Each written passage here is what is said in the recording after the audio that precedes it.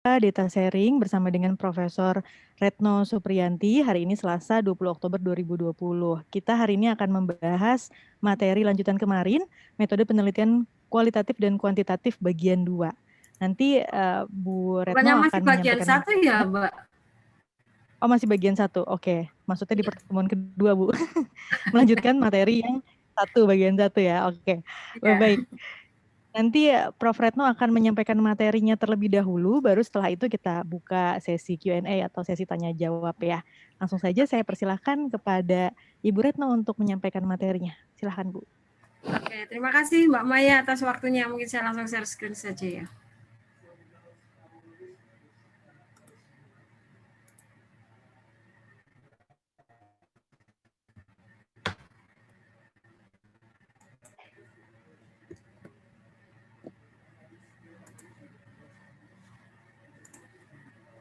Slide saya sudah bisa kelihatan? Sudah Bu? Halo? Slide Ya, saya sudah. sudah bisa kelihatan? Sudah. Sudah. Oke. Baik, selamat siang Bapak Ibu sekalian. Ketemu lagi dengan saya. Ini saya sambil nyalain sebentar.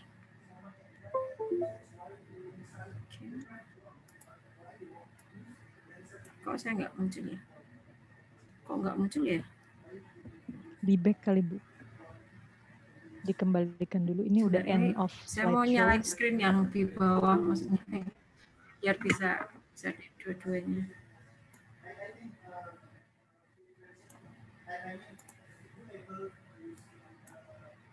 Oh, kok selalu ini.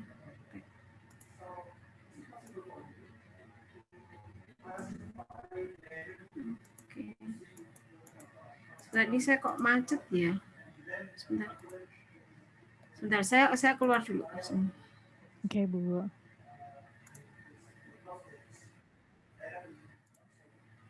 Ini sudah proses lagi sharing. Oke, dah. Sudah kelihatan ya?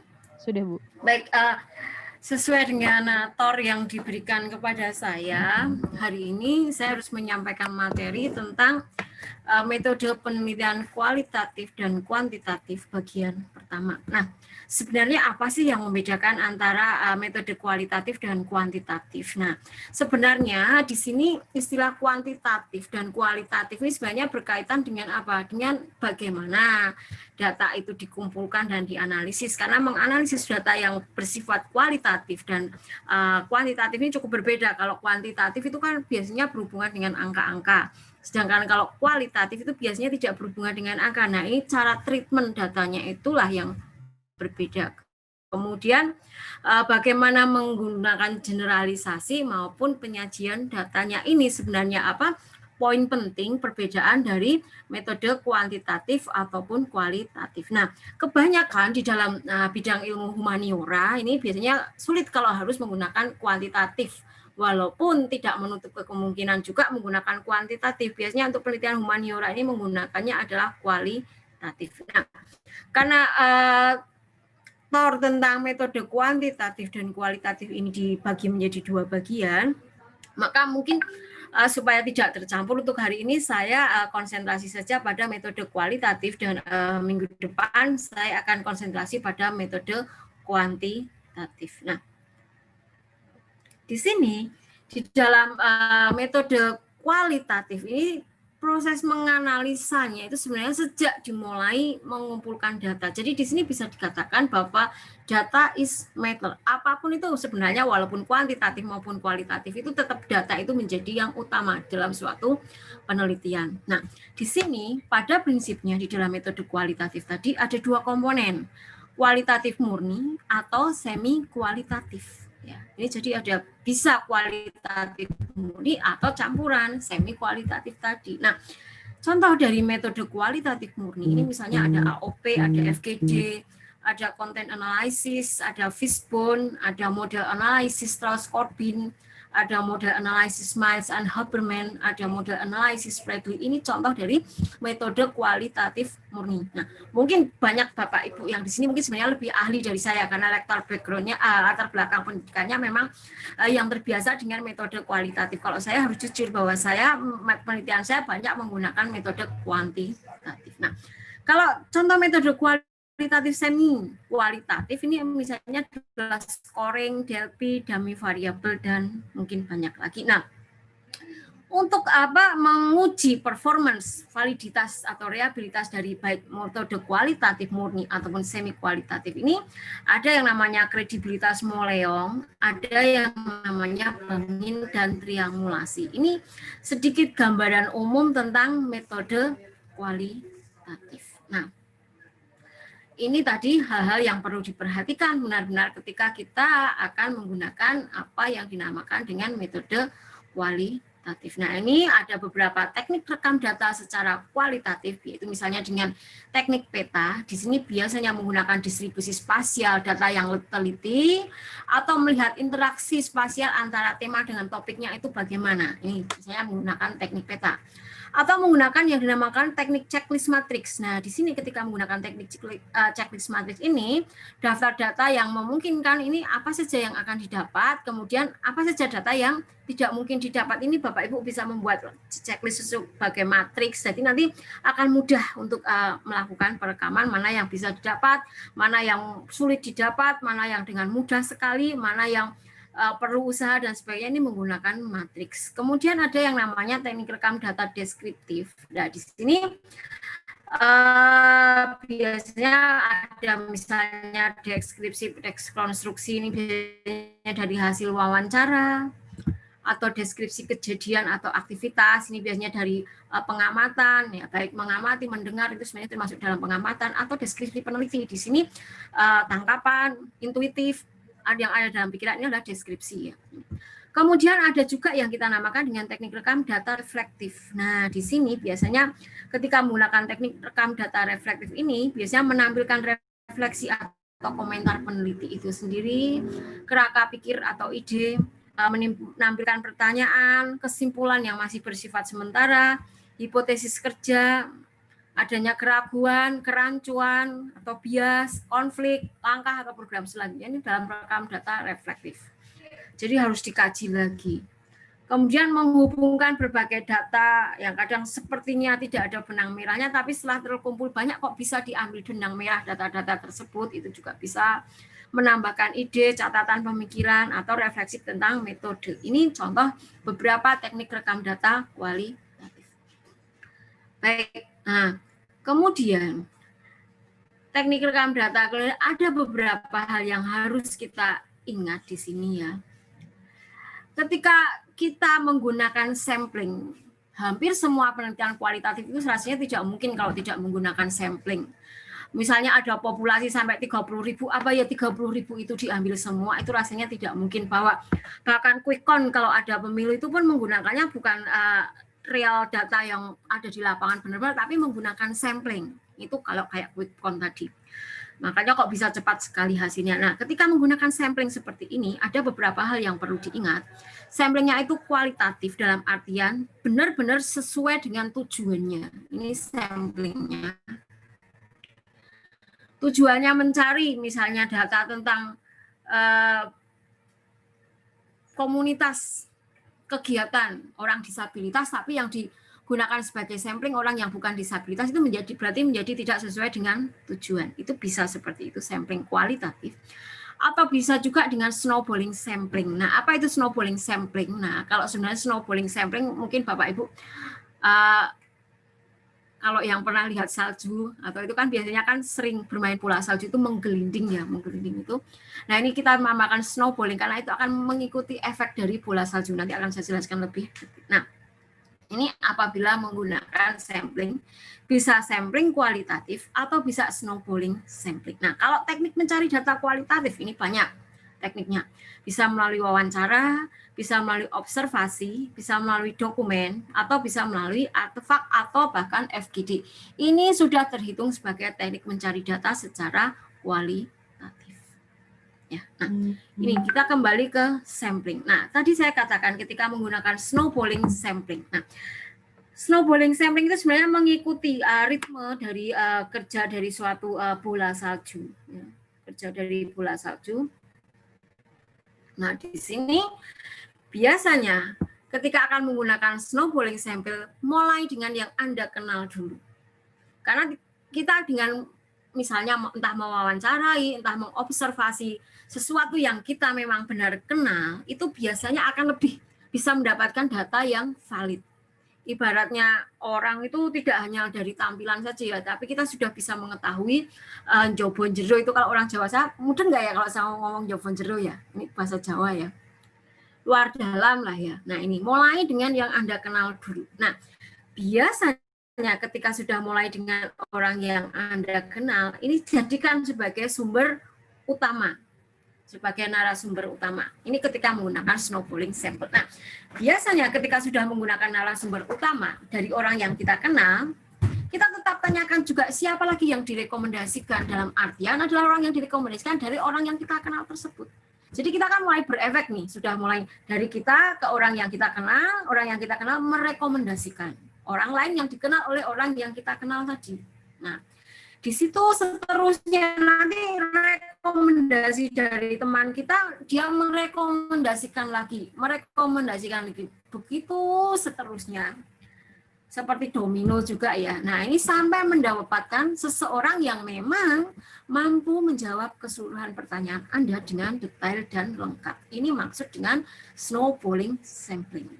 Nah, di sini karena apa? Narasumber utama, orang yang kita kenal tadi, biasanya juga mempunyai beberapa kelemahan di dalam beberapa pertanyaan. Nah, disinilah Anda kemudian bisa mendapatkan rekomendasi untuk mencari narasumber utama lainnya. Untuk apa? Untuk melengkapi narasumber utama yang kita kenal tadi. Ini yang dinamakan dengan snowballing sample.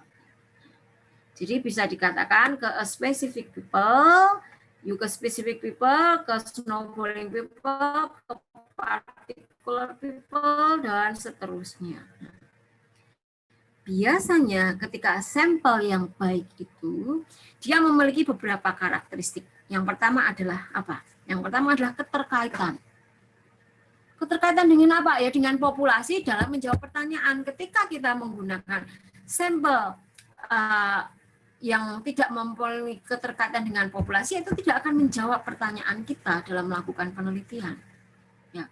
Tentang disabilitas, tapi dia tidak memiliki keterkaitan dengan populasi disabilitas. Ya, kita tidak akan bisa mendapatkan jawaban yang valid. Itu yang pertama. Jadi punya keterkaitan. Kemudian yang kedua adalah apa? Objektif, valid, dan reliabilitas. Dalam artian yang kita wawancara itu memang benar objektif. Tanpa adanya kepentingan behind the scan dari setiap jawaban yang dia berikan, dan memang dapat dipercaya. Nah, kemudian ada keterkaitan antara data dengan jawaban. Jadi ketika kita menginginkan data X, jawabannya Z, itu ya tidak ada keterkaitan. Nah, ini kita tidak bisa gunakan itu sebagai sampel. Ini adalah sampel yang baik dalam melakukan pencarian data secara kualitatif. Nah, kalau kita sudah mendapatkan sampel seperti ini, karakteristik seperti ini, kemudian akan muncul pertanyaan.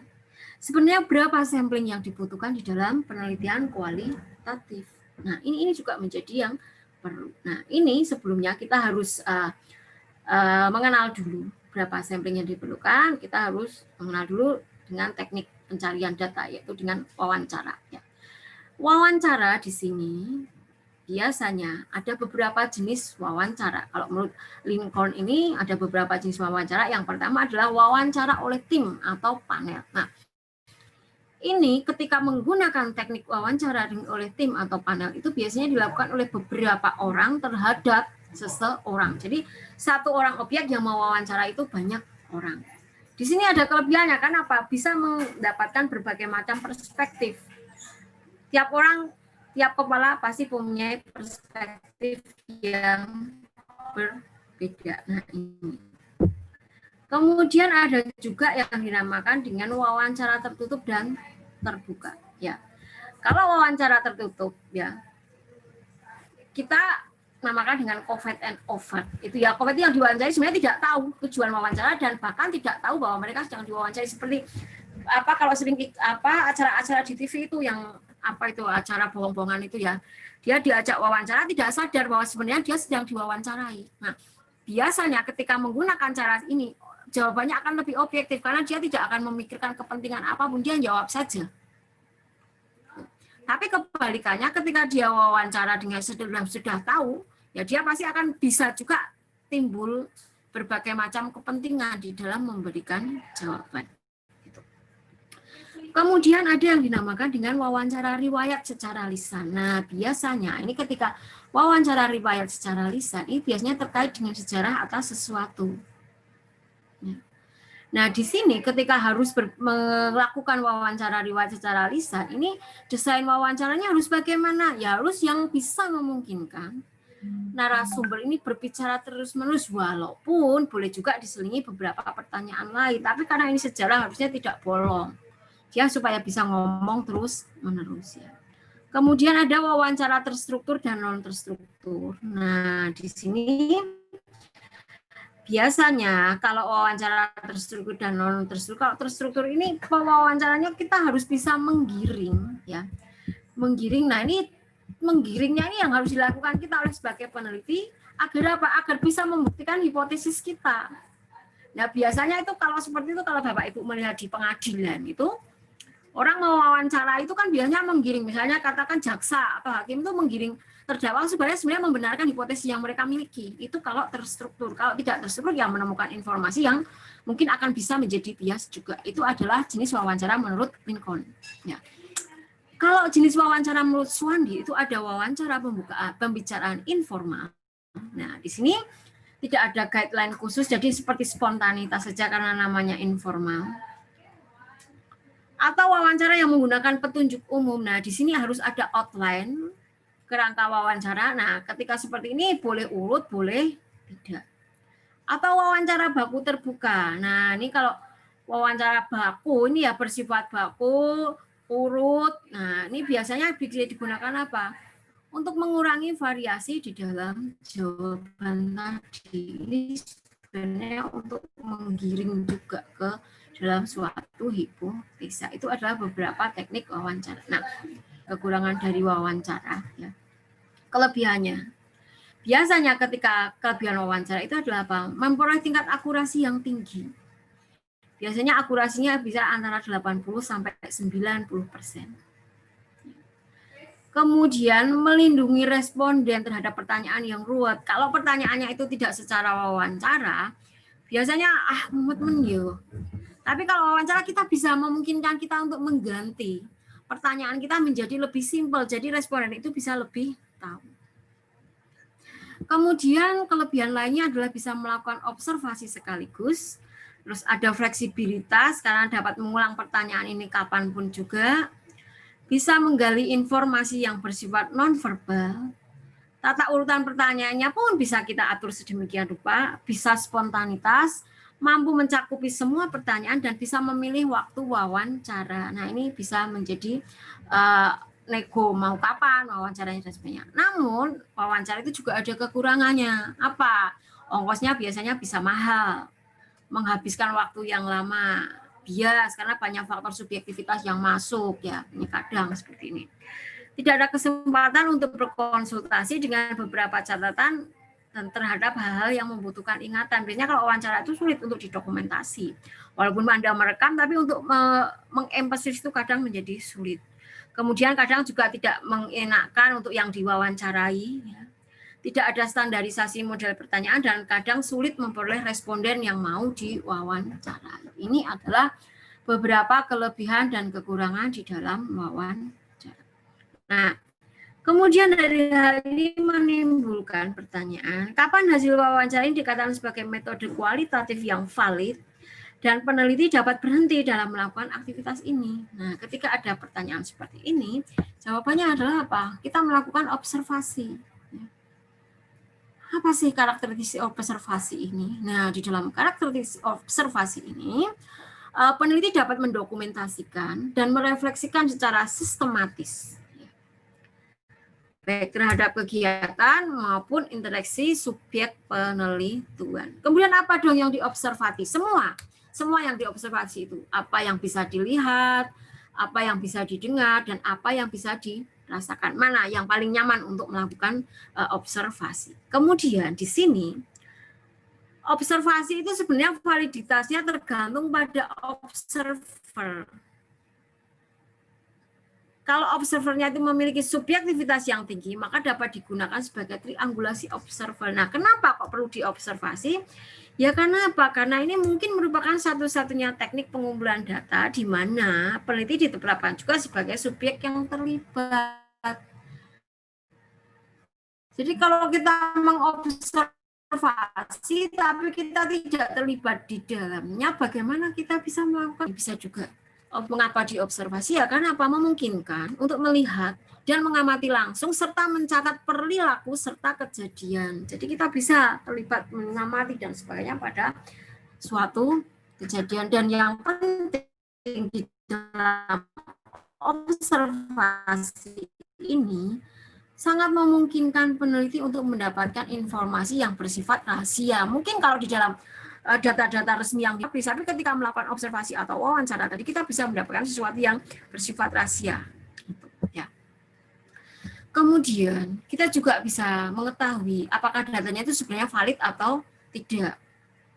Memungkinkan juga kita untuk memahami sesuatu yang sulit. Dan dalam kasus-kasus tertentu, ya, observasi ini merupakan satu-satunya teknik memperoleh data. Nah, contohnya mengamati bayi menangis. Ini kalau cuma diceritakan secara deskriptif bayi menangis itu kalau tidak diamati, ya susah. Ya, mengapa perlu observasi? Nah, ini ada beberapa tahapan di dalam observasi, ya. Yang tahap pertama ini pengamatan deskriptif, ya. Ini biasanya dilaksanakan pada tahap eksplorasi secara umum. Nah, pada tahapan ini, usahakan untuk memperhatikan dan merekam sebanyak mungkin aspek elemen situasi sosial yang diamati tadi. Jadi ketika ini dapatkan informasi sebanyak-banyaknya agar apa? Kabar kita bisa memperoleh gambaran secara utuh dulu yang bersifat umum. Ini adalah tahap yang pertama. Nah, setelah kita mendapatkan gambaran yang bersifat umum, pada tahap kedua ini pengamatan yang terfokus, kita apa? Sebenarnya ini merupakan kelanjutan dari tahap pertama dan ini kita sudah mendapatkan gambaran yang bersifat umum, kita akan lebih fokus lagi ke detail. Ya. Nah ini, kemudian dari detail, dari umum, detail, kemudian kita akan memilih. Nah ini tahap 3 ini pengamatan terseleksi. Jadi kalau tadi umum, detail, nah kita terseleksi itu kita ngambil observasi terhadap data yang diperlukan saja. Jadi tidak perlu semuanya yang diperlukan itu saja. Ini tahapan di dalam suatu observasi. Nah, ada beberapa jenis observasi di sini. Observasi terbuka.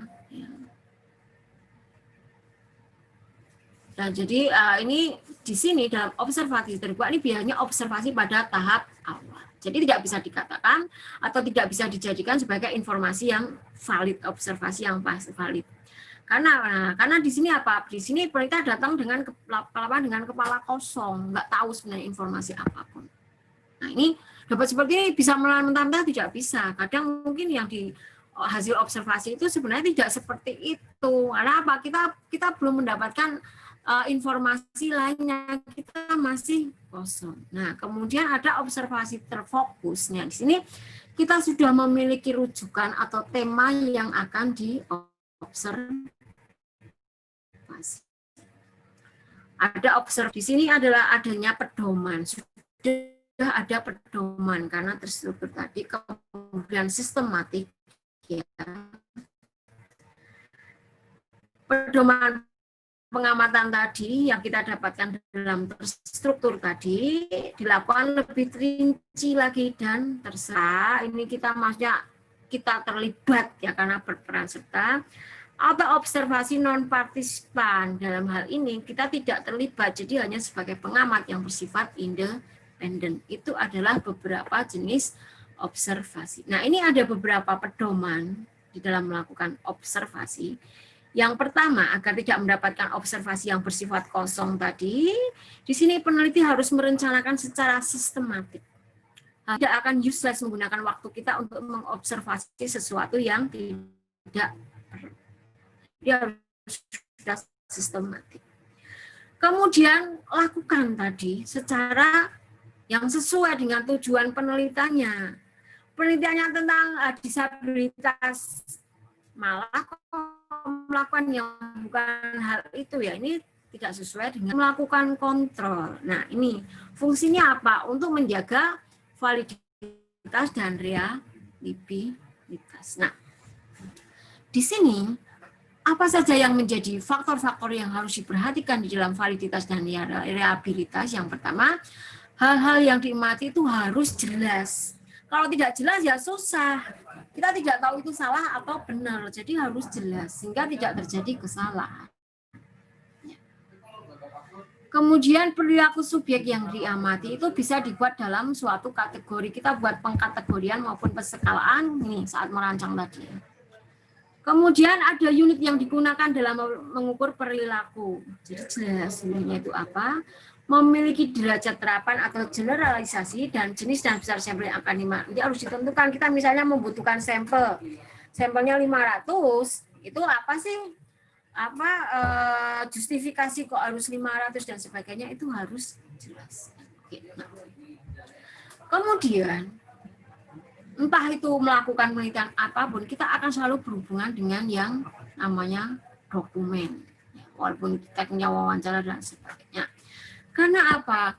Dokumen ini adalah apa? Merupakan data yang tersedia dalam catatan. Ini dokumen ini fungsinya adalah melengkapi data primer tadi yang kita misalkan dapat dari observasi maupun wawancara tadi. Harus ada dokumennya. Nah, dokumen ini bisa berupa pernyataan tertulis, angka, film, dan sebagainya. Itu adalah karakteristik dalam interpretasi dokumen. Nah, mengapa sih kita harus menggunakan dokumen? Ya, ini karena merupakan sumber yang stabil. Ya. Kalau kita mewawancarai orang, mungkin orang itu akan terpengaruh oleh mood. Nah, tapi kalau data dokumen itu dia tidak akan terpengaruh oleh mood. Ya. Dokumen ini kita perlukan juga kenapa? Karena berguna sebagai bukti untuk pengujian.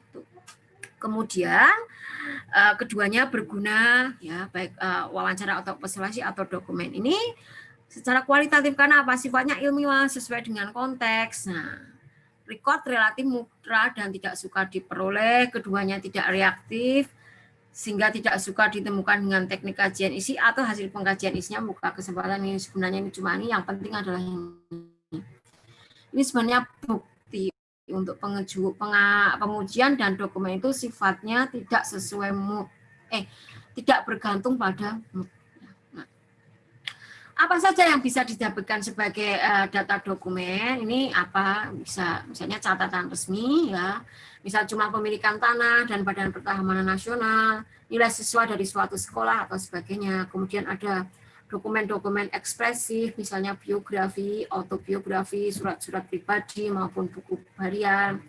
Bisa juga laporan media massa, bahan-bahan visual maupun data-data online. Nah, ini beberapa kelebihan dari dokumen, itu biasanya lebih hemat tenaga, waktu, dan biaya karena biasanya sudah tersusun dengan baik. Kemudian peneliti dapat mengambil data dari peristiwa yang lalu, tidak ada kesangsian masalah lupa. Ini dokumen itu sebenarnya tidak akan lupa, kalau saya mungkin bisa lupa. Kemudian lebih mudah mengadakan pengecekan. Ini adalah beberapa kelebihan dari dokumen. Nah, kita akan move ke teknik analisa kualitatif murni. Ya, di sini kita mulai yang dinamakan dengan FGD, Focus Group Discussion. Nah, definisinya di sini menurut Basrawi dan Suwandi, ini FGD ini adalah apa? Sebenarnya merupakan suatu grup interview. Nah, ini di dalam FGD ini merupakan wawancara grup dengan panduan diskusi yang lebih bersifat fleksibel. Saya rasa Bapak Ibu semua pasti melakukan FGD. Nah, diskusi di dalam FGD itu biasanya sangat fleksibel. Kalau menurut Hood pada tahun 1995, FGD itu merupakan apa? Merupakan alat yang dirancang untuk mengubah, ya, entah itu merek produk, program, ataupun kebijakan tertentu. Kalau menurut Kruger, focus group produce qualitative data that provide insight into the attitudes, perception, and opinions of participant. Dari sini kita bisa mendapatkan data, baik itu berupa attitude, persepsi, maupun opinion dari semua peserta diskusi tersebut. Nah, di sini ada beberapa karakteristik dari suatu FGD. Yang pertama, FGD itu sebenarnya adalah sejumlah orang. Tidak ada FGD itu pesertanya cuma satu, itu tidak ada. Yang namanya FGD itu pasti sejumlah orang. Yang bagaimana? Yang memiliki karakteristik tertentu. Itu bisa memberikan data tentang sifat atau keadaan kualitatif tertentu dalam suatu diskusi yang terfokus. Kalau FGD itu pasti ada topiknya, tidak mungkin FGD itu melayu kemana-mana, tidak ada topik, nanti tidak akan konvergen, tidak akan menghasilkan suatu keputusan. Karena apa? Karakteristik FGD itu tidak untuk mencapai konsensus atau memecahkan masalah, tapi kita bisa menentukan arahnya itu ke mana. FGD biasanya harusnya tidak memberikan rekomendasi atau keputusan. Karena apa? Karena itu FGD hanya berangkat dari asumsi. Padahal asumsi itu setiap individu memiliki kelemahan.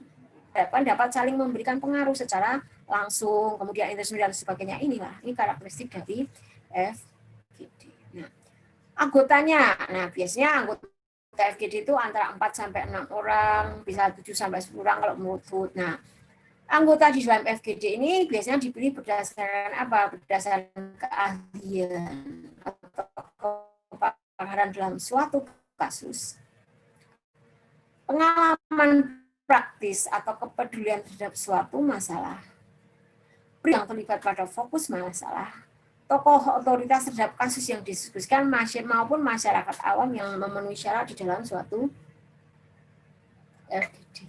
Nah, ini ada beberapa tahapan analisis FGD. Yang pertama adalah melakukan coding terhadap sikap, pendapat peserta yang mungkin memiliki kesamaan. Ini kita kodekan. Kemudian menentukan kesamaan sikap dan pendapat berdasarkan konteks yang berbeda. Menentukan persamaan istilah yang digunakan, ini termasuk perbedaan pendapat terhadap istilah yang sama. Melakukan klasifikasi dan kategorisasi, mencari hubungan di antara masing-masing kategorisasi maupun menyatu FGD. Nah, ini beberapa metode analisis di dalam Strauss-Corbin. Ini tujuan dan tahapannya ini adalah mengolah data agar kualitas agar lebih bermakna, bias coding maupun selective coding. Nah, kita akan open coding ini semua data ditangkap dan direkap. Ada 4 langkah yang harus kita tempuh di dalam tahapan open coding ini. Yaitu tahap breaking down. Ya, ini bukan breaking down-nya ini ya Edward Cullen ya, ini tahap breaking down di dalam Strauss-Corbin. Ini adalah upaya mencari kelengkapan data yang ada. Ini datanya harus lengkap. Kemudian tahap examining ini peneliti mulai mengelompokkan data dan memeriksa informasi. Kemudian tahap comparison, ini peneliti membandingkan data dan faktor pengaruh dan data yang telah diperiksa dan dibandingkan ini. Ini tahap di dalam tahap axial coding, ini data yang diperoleh tadi dari open coding itu kemudian diorganisasi berdasarkan kategori tadi. Kategori apa saja yang akan kita buat. Nah, kemudian pada tahap ini juga dilakukan analisis hubungan antar kategori tadi. Ini adalah tahap axial coding.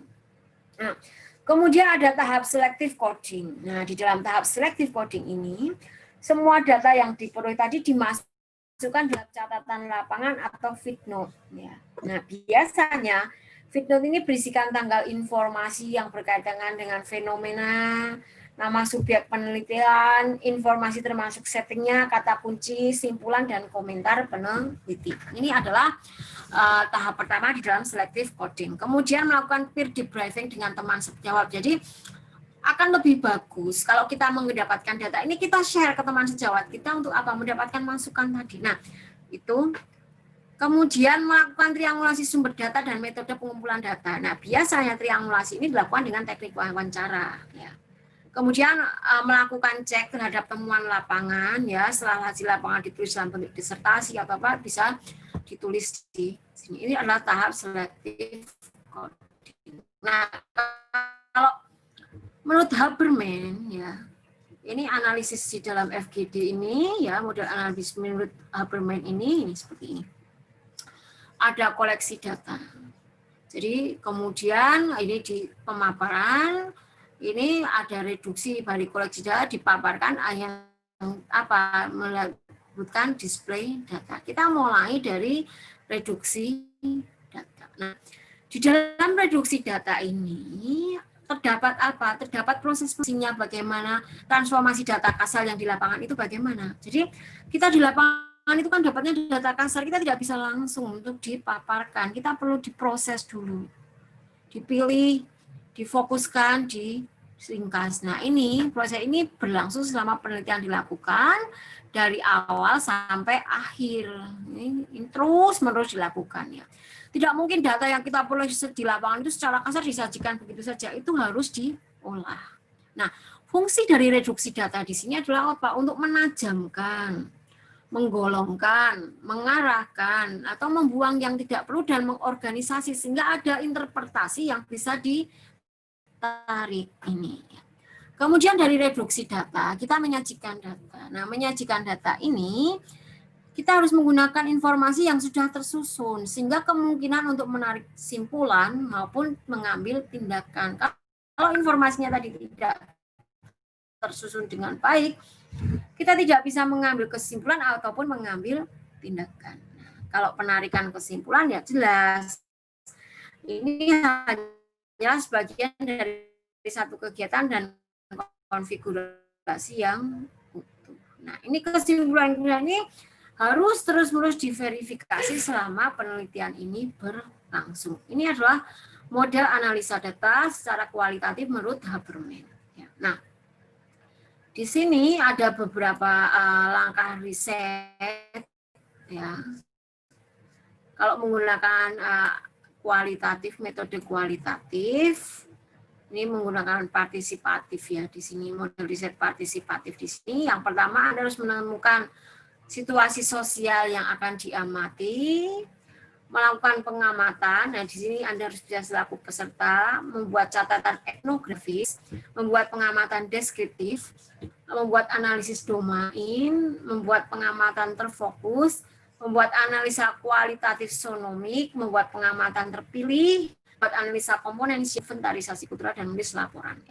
Nah, bagaimana kalau teknik analisanya campuran tadi? Semi kualitatif, tidak pure kualitatif. Ini bisa menggunakan scoring, DLP maupun dummy analisis. Nah, ini ya, kalau ini contoh menggunakan DLP, ya. Kalau menggunakan DLP ini pada prinsipnya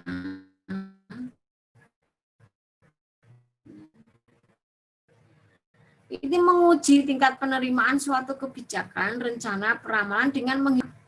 Nah, DLP ini kan tempat di mana terdapat patung Dewa Apollo. Ini dikembangkan oleh peneliti pada Rand Corporation untuk analisis kebijakan. Nah, pada prinsip DLP ini para ahli tadi, kalau kita sudah mengenal dan ternyata memang ada orang yang sebenarnya dia statusnya tinggi, kita akan yang di bawah itu cenderung untuk diam. Nah, ini berarti tidak sesuai dengan prinsipnya untuk menghindari dominasi tadi. Di dalam prinsip DLP ini, karena tidak saling kenal, sehingga ini objektif. Nah, ini sisi objektivitas yang ditentukan. Nah, umpan baliknya apa? Ini penilaian suatu plan itu ada mean, median, distribusi. Ini pendapat direkomendasikan lagi, dan konsensus menjadi hasil akhir. Ini adalah prinsip dari DLP. Nah, kemudian langkah-langkah di dalam DLP, ya, Ini harus spesifikasi masalah ya, misalnya pengusahaan kemungkinan kumuh dan sebagainya, itu sebenarnya contoh saja. Kemudian pemilihan ahli atau responden ya. Kita menunjuk satu ahli dulu, kemudian menggunakan seperti snowball sampling tadi. Kita sampel antara 10 sampai 30 orang, kemudian kita mendesain kuesioner, menganalisis putaran 1, pada ini laporan akhir. Ini adalah untuk Delphi semi kualitatif. Nah, ada beberapa Delphi ini sangat sensitif ya, terhadap keahlian pakar, komposisi respon, kejelasan, dan sebagainya. Nah, ini di dalam Delphi ini juga dapat mengasumsikan bahwa seorang ahli itu dapat merubah argumennya hanya karena opini orang lain. Ternyata opini orang itu A, saya punya B, tapi kok ternyata A itu bagus A, saya ikut A saja. Ini contoh. Kemudian panel ahli dapat terpengaruh beberapa hal. Karena apa? Karena bosan, tidak tertarik pada subjek penelitian maupun ketersediaan waktu untuk mengisi kuesioner. Nah, terkadang ada analis yang menggunakan uang untuk membayar ahli. Nah, ini bisa menyebabkan bias. Dan adanya risiko konsensus yang dicapai yang disebabkan karena anggota panel itu menganggap bahwa ini adalah pandangan grup. Sehingga pandangannya sendiri tidak tetap berbeda. Nih, seperti ini, yang kemudian tidak hemat waktu. Itu adalah Delphi. Ya, kemudian untuk menulis validitas dan reliabilitas, baik itu untuk pure kualitatif maupun semi kualitatif, ini untuk definisi triangulasi ya. Sebenarnya triangulasi itu adalah operasi trigonometrik untuk menentukan titik tengah dari kedua jarak yang digunakan dalam navigasi dan survei. Nah, di sini di dalam kualitatif ya, triangulasi ini merupakan pendekatan pada penelitian yang menggunakan lebih dari satu strategi penelitian untuk mencapai suatu tujuan tertentu. Nah, disinilah triangulasi itu mencari titik temunya itu ada di mana. Itu prinsip dari triangulasi. Nah, kapan penggunaan triangulasi? Ini digunakan pada saat di mana datanya ada yang tidak memadai. Sehingga bagaimanapun keadaan sebuah data tetap lebih baik dibandingkan dengan tidak ada data. Ya. Jadi kalau Anda menjumpai seperti ini, jangan pernah membuang data meskipun data itu menurut Anda buruk. Kadang ini bisa digunakan daripada tidak ada data sama sekali. Kemudian itu di sini ada triangulasi data, itu bisa triangulasi waktu, triangulasi ruang, ataupun triangulasi orang. Investigatornya itu juga ada teorinya, ini juga ada teorinya. Nah, metode triangulasi ini sebenarnya gabungan antara kualitatif dan kuantitatif, mencari titik temu tadi. Ini beberapa tahapan mempunyai itu pengumpulan data kuantitatif yang pertama, kemudian analisa data kuantitatif, ketiga pengumpulan data kualitatif, analisa data kualitatif, yang keenam membandingkan dan mengkorelasikan dua set data, dan yang ketujuh adalah interpretasi berdasarkan data kuantitatif dan kualitatif. Nah, ini ada beberapa teknik Moleong ini misalnya untuk kredibilitas ini teknik pemeriksaannya misalnya perpanjangan keikutsertaan, ketekunan pengamat, triangulasi, pengecekan sejawat, kecukupan referensial, kajian kasus negatif, pengecekan anggota, kepastiannya bagaimana uraian rincinya, kebergantungan itu audit bergantungan, kepastiannya itu ada audit kepastian. Ya. Kemudian kalau kredibilitas Bungin sebenarnya hampir sama, dalam kredibilitas metode penggunaan data ini ada triangulasi metode maupun sumber data. Baik, ini saya seperti terkejar-kejar, ternyata waktunya masih kurang 10 menit, saya kembalikan ke Bu Maya. Terima kasih Bu Maya. Baik, terima kasih Prof. Retno atas penjelasannya. Mungkin selanjutnya kita langsung masuk saja karena waktunya terbatas ke sesi Q&A atau tanya jawab. Dari Bapak dan Ibu, dari paparan tadi mungkin ada yang ingin ditanyakan atau dikonfirmasi kepada Prof. Retno, silahkan.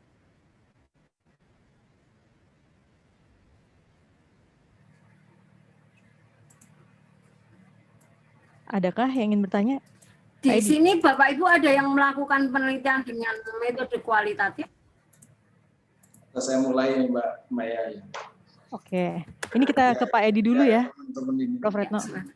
Ya, Silakan, Pak Prof. Sorry, Prof. Menarik sekali pembahasannya sore hari ini. Jadi gini, Prof. Para peneliti dan juga banyak peneliti Indonesia, ini antara kuantitatif dan kualitatif kan sebenarnya bertolak belakang dari segi paradigma ya, Prof. Dari segi paradigma kuantitatif di positivistik, kualitatif di konstruktif. Nah, di dalam paradigma positivistik itu kan memang mereka yakin bahwa kebenaran itu ada dan bisa dibuktikan, maka ada uji validitas. Sementara di konstruktivistik itu mazhabnya kan bahwa kebenaran itu merupakan konstruksi sosial, jadi tidak ada kebenaran yang objektif. Nah, bagaimana peneliti kualitatif istilahnya tanda kutip dipaksa untuk memiliki penelitian objektif itu sudah keluar dari keluar dari mazhabnya, dari paradigmanya. Sementara maksudnya itu dipaksa itu penelitian itu harus objektif, padahal penelitian kualitatif itu memang subjektivistik, itu konstruktif. Bagaimana dipaksa untuk objektif itu yang pertama, Prof. Mohon pencerahan. Kemudian kedua tentang validitas tadi, Prof. Karena konstruktivistik itu tidak meyakini adanya kebenaran absolut, tetapi kebenaran merupakan konstruksi sosial, maka tidak ada ukuran untuk validitas. Karena validitas itu mengukur, kalau dalam kuantitatif kan validitas untuk mengukur apakah item atau indikator yang kita pakai itu bisa untuk mengukur variabel yang kita teliti atau tidak, kan begitu. Itu kalau di dalam kualitatif. Kalau dalam kualitatif kan nggak ada, Prof, karena sangat bergantung pada triangulasi. Oleh sebab itu penggunaan istilah validitas dalam kualitatif, banyak peneliti kualitatif yang kenapa ini kok ada di dalam kualitatif? Ini banyak, Prof, ya. Kemudian ketiga masalah sampling, Prof.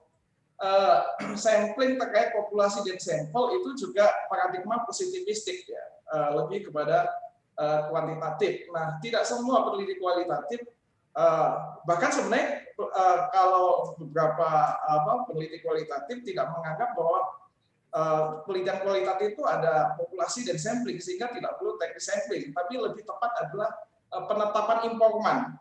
Penetapan informan kalau itu wawancara, tapi dalam kualitatif kayak misalnya teman-teman dari komunikasi itu kan ada penelitian semiotika, itu populasinya siapa, itu sampelnya siapa, kan jadi bingung kan, karena memang kualitatif berbeda paradigma dengan kuantitatif. Mungkin tiga itu dulu, Prof. Mohon pencerahannya, Prof. Baik, terima kasih Pak Edi. Mungkin saya langsung jawab saja ya Bu Maya ya. Ya, silakan, Prof. Ini sebenarnya pemikiran yang sama dengan saya, Pak. Mungkin karena saya dari eksakta ya, terbiasa dengan penelitian-penelitian yang bersifat kuantitatif, dan sayangnya ini hampir di semua pendanaan penelitian itu seperti dipaksakan harus ada indikator yang bersifat kuantitatif. Kita tidak akan pernah menjumpai indikator-indikator yang bersifat kualitatif itu bisa mendapatkan pendanaan, karena semuanya itu bahkan di penelitian apapun itu selalu mereviewnya secara kuantitatif. Nah, padahal di dalam seperti yang diungkapkan tadi oleh Pak Edi, itu banyak sebenarnya penelitian yang tidak terwadahi kalau menggunakan kuantitatif. Kita tidak bisa mengkonversikan dalam bentuk kuantitatif, itu sebenarnya sangat sulit. Tidak ada kebenaran yang bersifat absolut. Tapi, ini seperti ini nih, sebenarnya terus terang ini juga kegalauan saya, Pak Edi. Saya menjumpai banyak sekali proposal yang seperti itu, tapi saya juga harus dipaksakan ketika monef itu harus ada capaiannya secara kuantitatif. Jalan tengahnya adalah apa? Adalah akhirnya membuat semacam kategori tadi, pengklasifikasian. Misalnya hanya ada di dalam kualitatif hanya ada ukuran enak sekali, tidak enak itu kan sebenarnya tidak bisa diangkakan kan, itu bersifat tidak bisa di kuantitatif. Enak itu sebenarnya seberapa enaknya, tidak enak itu seberapa tidak enaknya, itu coba kalau disuruh mengkonversikan seperti itu kan tidak bisa. Nah, tapi akhirnya kayak menggunakan intuitif aja, ini nilainya ini kalau misalnya ini dinilai antara 1 sampai 10, enaknya ada posisi berapa. Nah, ini secara tidak langsung misalnya seperti itu kan kita akhirnya membawa kualitatif itu ke suatu hal yang bersifat kuantitatif. Nah, itu sebenarnya sama Pak Bundanya, dan saya belum menemukan jawaban yang pasti untuk pertanyaan Pak Edi ini, tapi karena kita berbicara tentang realitas di sini, tentang realitas kita penelitian itu butuh pendanaan, ya mau tidak mau akhirnya penelitian kualitatif itu bagaimana sebisa mungkin hasil-hasil yang bersifat kualitatif walaupun tidak bisa bersifat mutlak itu bisa dikonversikan supaya orang itu bisa mendapatkan poin penilaian secara kuantitatif itu loh Pak Edi. Nah, tapi ada beberapa yang sebenarnya mengakomodasi ini. Bapak Ibu mungkin saya sarankan sekali tahun depan mencoba kalau yang dari humaniora itu mendaftar Rispro LPDP yang program kebijakan. Ini dananya sampai 500 juta. Ini kita membawa ke peneliti itu tidak harus selalu kuantitatif. Tidak harus selalu kuantitatif. Ini masih banyak diakomodir ini. Simpulan-simpulan yang tidak bisa diindikatorkan dengan secara kuantitatif. Cobalah, ini banyak sekali petunjuknya. Sebenarnya karena saya sebenarnya punya panduan lengkap untuk LPDP, tapi di sini tidak ada tor saya untuk ini. Kawan-kawan ya, saya mau mengisi di UPJ tentang Rispro LPDP-nya. Ya. Jadi kalau pertanyaan Pak Edi, saya terus terang sulit Pak untuk menjawab. Karena saat ini sepertinya hampir di semua pendanaan, kecuali expect LPDP yang kebijakan ini yang ini harus dipaksakan ke kuantitatif. Jadi satu-satunya jalan ya akhirnya membuat pengkategorian tadi berdasarkan suatu kategori-kategori tertentu sehingga hasil yang bersifat kualitatif itu bisa terkonversi ke kuantitatif. Mungkin itu ya Pak Edi. Ya, saya tahu jawaban saya tidak memuaskan karena saya sama galaunya dengan Pak Edi. Terima kasih. Terima kasih, Bro. Ya. Baik, terima kasih Prof. Retno atas jawabannya. Memang sedikit agak ini ya Bu, tentang objektivitasnya ini. Mungkin ada Bapak dan Ibu yang ingin memberikan tanggapan atau masukan, mungkin ya memang agak sulit ya Bu ya. Mungkin ada Bapak dan Ibu yang ingin memberikan masukan supaya saya juga bisa menerima masukan dari peneliti yang memang biasa melakukan penelitian secara kualitatif. Saya pribadi, saya belum pernah melakukan penelitian secara kualitatif. Hampir semua penelitian saya itu adalah kuantitatif. Ya, silakan. Mungkin saya akan sangat berterima kasih. Jadi di sini saya juga belajar bagaimana sih penelitian secara kualitatif. Baik. Silakan. Kalau ada yang ingin memberikan tanggapan atau mungkin another questions, boleh Bapak dan Ibu silakan. Masih ada? Ya, silakan. Saya izin bertanya, Bu. Silakan. Bu Sakina. Silakan. Ya, Prof. Retno, jadi saya punya 2 pertanyaan ini sebetulnya. Saya tertarik sekali dengan tema penelitian kualitatif karena saya sendiri belum pernah gitu, Bu. Pertanyaan pertama saya adalah, tadi kan Ibu menyampaikan bahwa dalam observasi itu, peneliti bisa mengetahui informasi-informasi yang sifatnya rahasia gitu ya, Bu ya. Kemudian pertanyaan saya adalah, dampaknya apa ya informasi rahasia ini terhadap hasil penelitian kita gitu, karena kan kalau informasi rahasia itu berarti sifatnya konfidensial ya Prof.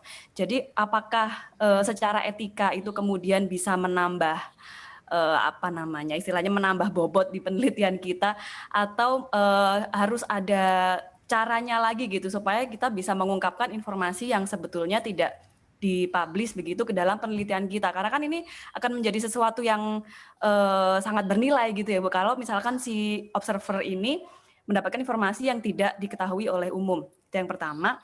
Kemudian yang kedua, terkait metode wawancara, Prof. Jadi kalau misalkan kita mau wawancara, itu apakah ada ketentuannya, misalnya harus minimal berapa orang yang kita wawancara supaya hasil kita itu bagus gitu ya, hasil penelitian kita itu bisa dipercaya. Lalu kalau misalkan teknik wawancara itu kan kita kan mewawancara orang satu persatu.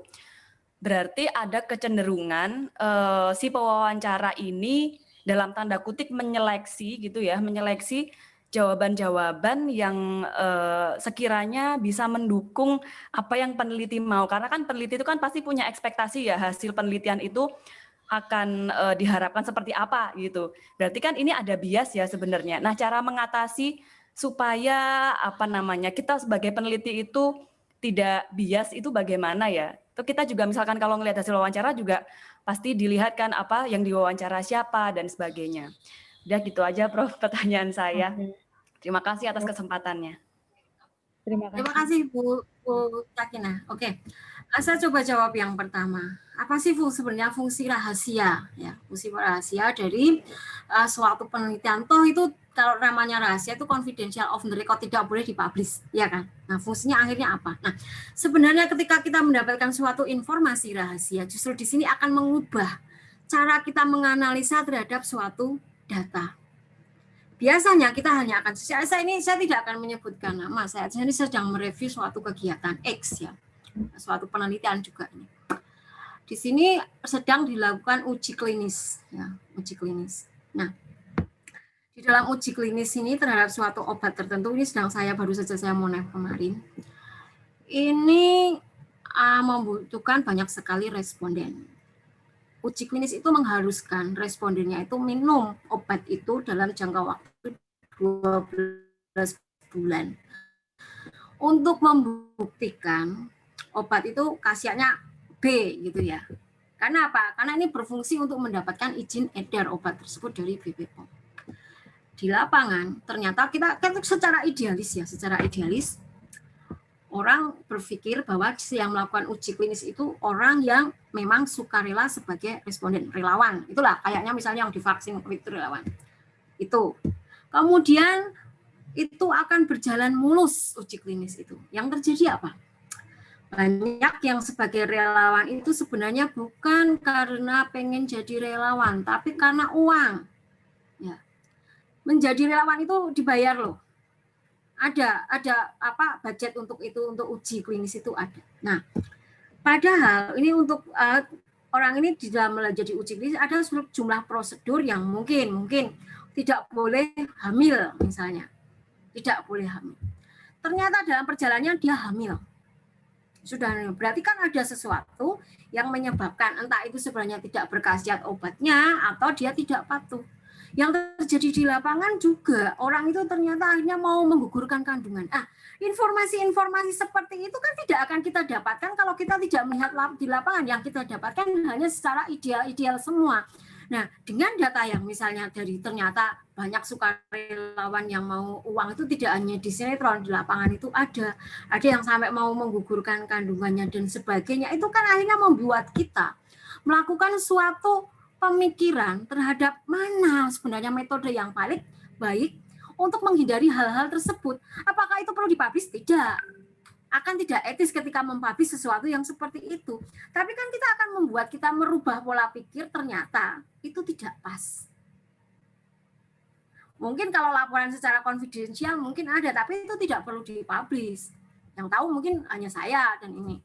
Tapi seperti itu kan akhirnya membuat pemikiran dari si peneliti maupun kita sebagai reviewer dan sebagainya memberikan cara itu berarti tidak benar. Ada sesuatu yang harus dirubah. Itu Mbak, contoh informasi yang bersifat rahasia. Jadi tidak harus ini, tapi yang jelas ketika ada mendapatkan informasi rahasia itu secara tidak langsung pasti akan merubah pola pikir si peneliti dalam menganalisa suatu masalah. Itu jelas? Sudah menjawab belum pertanyaannya? Sudah, Bu. Oke, kemudian yang kedua, bagaimana sih supaya menjaga penelitian misalnya untuk wawancara itu kita bebas kepentingan. Nah, ini sulit, Mbak. Sangat sulit. Karena ya kalau kita biasanya peneliti-peneliti yang masih lugu mungkin akan bisa, tapi ketika peneliti itu sudah terpapar suatu keyakinan tertentu, ini bukan keyakinan dalam agama ya, keyakinan dalam hal apapun juga. Itu biasanya secara tidak langsung itu sifat manusia itu akan condong ke sesuatu yang dia yakini hipotesanya itu benar. Jadi tidak ada sebenarnya wawancara yang perfect 100% itu tidak ada. Bahkan suatu lembaga penelitian yang katanya netral pun dia pasti akan terdapat kecenderungan. Itu adalah sifat alami manusia. Hanya yang bisa dilakukan adalah sebisa mungkin mengurangi sebanyak mungkin keberpihakan kita terhadap suatu hal tersebut untuk bisa mendapatkan hasil penelitian yang objektif. Coba misalnya kita akan mewawancara tentang suatu penelitian A, di mana ada yang pro A dan ada yang kontra A. Bisa tidak mengumpulkan data dari kedua belah pihak ini secara seimbang? Yang terjadi apa? Biasanya akan yang kalau kita pro ya kita akan mengumpulkan banyak yang pro yang diwawancarai. Kalau yang kontra ya kita akan mengumpulkan banyak yang kontra yang diwawancarai. Nah, ini bisa nggak menjaga hati kita, pikiran kita itu supaya tidak terpapar? Saya tidak yakin untuk hal tersebut. Tapi kalau kita mengurangi mungkin bisa. Itu mungkin bisa menjawab ya Mbak ya. Jadi kalau mau bebas sebenarnya ya harus adil. Ketika kita mau penelitian suatu X, yang pro X dan kontra X harus dikumpulkan secara seimbang. Gitu ya, Bu Sakina ya, Mbak Sakina ya. Iya. Ini mudah-mudahan Iya, semua. terima kasih. Itu ya. Ada lagi? Terima kasih, Prof. Retno. Baik. Baik, terima kasih Prof. Retno atas jawabannya dan juga terima kasih Bapak dan Ibu yang sudah bertanya. Ini karena waktunya terbatas ya, jadi kita harus sudahi dulu pertemuan kali ini, Prof. Nanti di pertemuan selanjutnya kita Besok akan depan lanjutkan kita lagi ya. Metodologi yang kedua ya. Oke. Baik, mungkin sih itu yang bisa saya sampaikan. Mungkin setelah acara data sharing, saya akan sangat senang kapan-kapan berbagi dengan teman-teman di UPJ tentang banyak sekali konsep-konsep proposal yang mungkin tidak terwadahi dalam program data sharing. Oke, baik. Terima kasih, Prof. Sebelum kita akhiri pertemuan kita hari ini, saya mohon Bapak dan Ibu berkenan untuk berfoto terlebih dahulu ya. Ada 3 halaman di sini, mohon dibantu Mbak Gina. 1, 2, 3. Baik, terima kasih Bapak dan Ibu, terima kasih Prof. Retno atas insight-nya tadi tentang penelitian kualitatif dan juga jawaban-jawabannya. Terima kasih semuanya, sampai jumpa minggu depan. Selamat sore. Saya izin ya. Terima kasih Prof. Retno. Terima kasih. Terima kasih Prof. Retno.